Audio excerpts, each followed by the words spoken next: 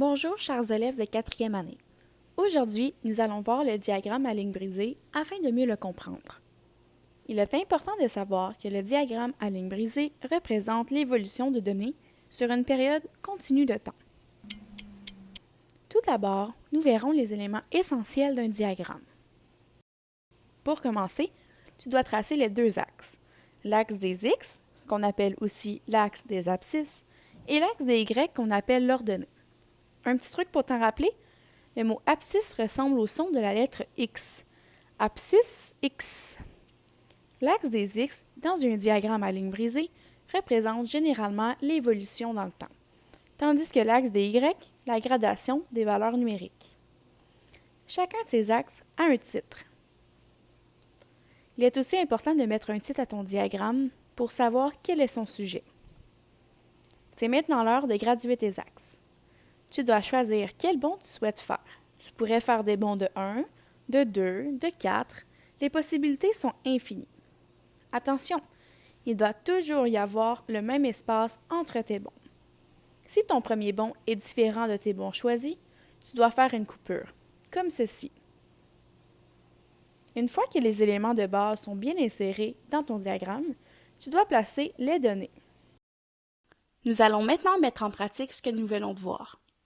Il y a 6 mois, tu as reçu un chiot pour ta fête. Depuis, il a beaucoup grossi. Chaque mois, ta maman note son poids dans un tableau. Dessinons maintenant le diagramme. D'abord, on trace les deux axes. Ensuite, on attribue un titre à chacun d'eux.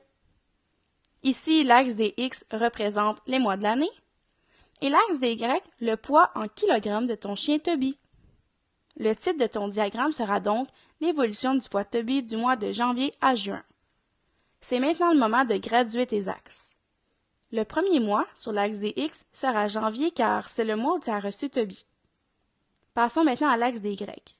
Puisque le poids de Toby est de 12 à 26 kg dans le tableau que ta maman a fait, nous pouvons faire des bonds de 2. Tu aurais pu faire des bonds de ton choix. Comme le poids de Toby au mois de janvier était de 12 kg, nous ferons une brisure d'axe. Maintenant, nous devons placer les données du tableau dans le diagramme.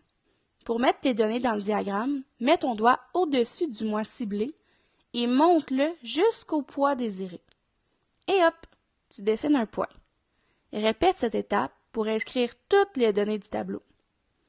Une fois que tu as dessiné tous les points, tu dois les relier en traçant une ligne droite, ce qui formera une ligne brisée. D'où le nom diagramme à ligne brisée.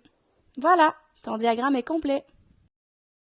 Faisons un deuxième exemple. Voici un tableau qui représente la température de la semaine dernière. Dessinons maintenant un diagramme qui représente ces données. Traçons les deux axes. Attribuons un titre à chacun des axes. Ici, l'axe des X représente les jours de la semaine et l'axe des Y représente la température en degrés Celsius. Le titre du diagramme sera la température dans la dernière semaine à Gatineau. Graduons maintenant les axes. Le premier jour sur l'axe des X sera dimanche, puisque c'est le premier jour de la semaine.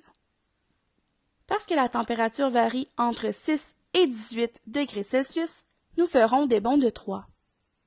Maintenant, dessinons les données dans le diagramme. Finalement, relions les points.